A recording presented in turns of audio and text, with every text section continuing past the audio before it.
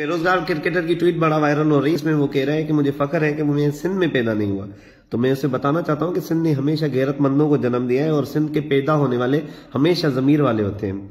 ये आपकी खुशनसीबी नहीं बल्कि आपकी बदनसीबी है कि आप सिंध में पैदा नहीं हुए, वरना आप क्रिकेटर भी ना होते शायद। और आपको अगर सिंध से या सिंध के लोगों से इतनी हिकारत और इतनी नफरत है तो आप मुझे ये बताएं कि आपने पूरी जिंदगी सिंध के ग्राउंड पे खेला क्यों? जब सिंधी खराब है, इतने सिंधी खराब है बेचारे, तो आपने पूरी जिंदगी तो अपनी स्पोर्ट्स तो आपने क्रिकेट यहां सिंध से सीखी है।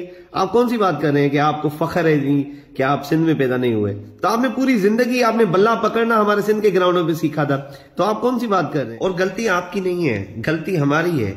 क्योंकि मैं तो देखता हूं, मैं हैदराबाद में जब भी जाता हूं तो वो पूरे मुल्क से आए हुए लोग, कोई अफगानी, कोई पठान, कोई पंजाबी, पता नहीं कौन कौन से लोग आके वहां पे ग्राउंड्स में खेल रहे होते हैं। लेकिन वहां पे अंदर जाने की इजाजत सिर्फ और सिर्फ हम सिंधियों को नहीं होती। हमारी बदनसीबी है सर, हमारी बदनसीबी है कि हम इस वतन अजीज में होके हमने, हमारे बड़ों ने, हमारे बुजुर्गों ने जो बिल पास करके ये पाकिस्तान बनाया था, आज हम ही इस पाकिस्तान में मतलब मेहमान नवाज हैं। हम उस दौर में अंग्रेजों के साथ लड़े थे अपने हकूक के लिए और हम आज भी लड़ रहे हैं अपने हकूक के लिए। गलती आपकी नहीं है, आप तो हो ही कमजोर सर, आप तो हो ही कमजोर। और आपका जर्फ तो ये है ना कि आप जिस धरती से खा रहे हो, जिस धरती से कमा रहे हो, उसी धरती से आप हिकारत कर रहे हो, उसी धरती से आप बुग़्ज़ रख रहे हो। अब आप मुझे पहले तो ये बताएं कि आपको गाड़ी में रोका क्यों गया? आपको पुलिस वाले, मतलब मानता हूं मैं सिंध पुलिस की तो बिल्कुल वकालत नहीं करूंगा, क्योंकि मैं भी जानता हूं कि वहां पे आप शुक्र करें आपको सिंध पुलिस की मेहमान नवाजी नसीब नहीं हुई, वरना ये इतने मेहमान नवाजे हैं कि आपको पता लग जाता कि आप कैसे इनके साथ सोशे कर रहे हैं। और ये आपकी माशाल्लाह, क्योंकि आपका डोमिसाइल माशाल्लाह पंजाब से था, कि आपकी एक ट्वीट ने यहाँ पे आईजी सिंध को हमारे को बिल्कुल जगा दिया और उन्होंने फौरन एक्शन ले लिया। वरना यहाँ पे हमारे सिंधी तो बेचारे रोडों पे लाश रख रख के रो रहे होते हैं कि भाई खुदारा हमारी सिर्फ FIR कटवा दो, हमारी सिर्फ आप हमारा सिर्फ आप केस दर्ज कर दो।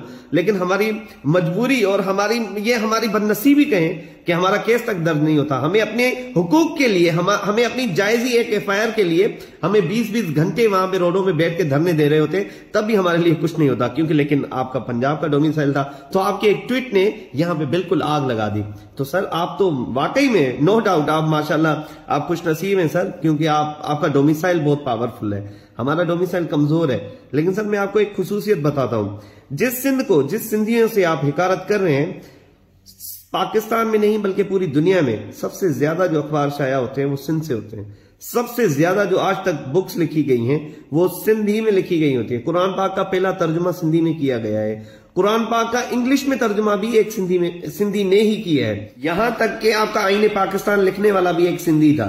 यही नहीं, कादियानियों को काफिर करार देने वाला भी एक सिंधी था। और भी सिंधियों की फजाइल सुनने हैं तो मैं आपको और भी बता सकता हूं, लेकिन मुद्दा ये नहीं। मुद्दा ये है सिंध को जिसे बाबुल इस्लाम कहा गया, इसलिए नहीं कि कोई आके यहाँ पे किसी ने तलवार रख के हमें कलमा पढ़ाया, बल्कि इसलिए क्योंकि जब हुजूर करीम सल्लल्लाहु अलैहि वसल्लम को सिंधी मिलने गए तो उन्होंने कहा कि मुझे सिंध की तरफ से ठंडी हवा आती है।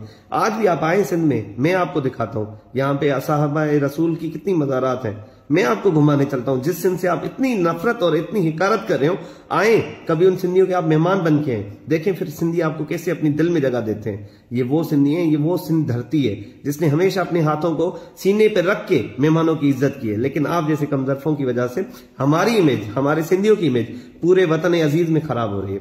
हम सिंधी तो वो है जिसने सालों से पता नहीं किस किस की माओ और बहनों को हमने पनाहें दी हैं। हमने आके उन्हें भली करे आया के उन्हें अपनी छातियों से लगाया, हमने अपने सीनों से लगाया, उन्हें पनाहें दी। हमने तो अंसार मदीना वाला रोल अदा किया था, चाहे वो 47 हो या उसके बाद। हमने तो हमेशा लोगों को कबूल किया है। और हमें उस चीज का सिला क्या मिला है? कभी हमें जाहिल कहा गया, कभी हमें गद्दार कहा गया। और आप ये जो बड़ी बड़ी मिसालें दे रहे हैं कि जी सिंध पुलिस, चले मान लेते हैं सिंध पुलिस, आप मुझे बताएं कि पंजाब की हम भी रिपोर्ट देख रहे हैं, सोशल मीडिया ने आज तक कुछ भी आज के दौर में सोशल मीडिया पे कुछ भी छुपा नहीं है कि कितनी औरतों को वहां पे रोडों पे नंगा किया जाता है, कितने लोगों को वहां पे सरेआम गोलियां मारी जाती हैं, कितने लोगों को जिंदा जलाया जाता है। आप मुझे बताएं, अभी एक श्रीलंका, पिछले साल श्रीलंका नाम का, क्योंकि आप क्रिकेट से जुड़े हुए हो, अभी पिछले साल एक श्रीलंका के एक बंदे को मजहब के नाम पे जिंदा जलाया गया। ये आपके पंजाब के वाकये में सुना रहा हूं। तो आप खुश नसीब नहीं हो, खुश नसीब हम हैं कि हम अल्हम्दुलिल्लाह हम एक मोहब्बत देने वाली और हम अमन की धरती पे पैदा हुए हैं। ये आपकी बदनसीबी है कि आप सिंध से नहीं जुड़े हुए।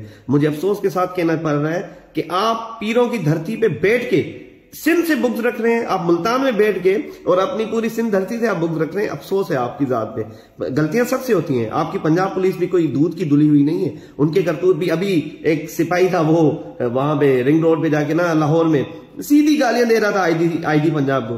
तो जी वहां पे नहीं है ऐसे लोग, ये हर जगह यही मसला है, पूरे पाकिस्तान में यही मसला है। लेकिन आप उसको बेस बना के आप पूरी कम्युनिटी को और एक ऐसी धरती को जिसे हम पीरों की धरती कहते हैं उसको टारगेट कर रहे हो, इस बात का हमें अफसोस है। और एक सिंधी की तरफ से क्योंकि मैं वकील सिंध हूं, तो ये मेरी तरफ से मैं आप पे एक ये आपसे शिकवा था, इसीलिए मैंने ये वीडियो बनाई। जिए सिंध जिए लतीफ।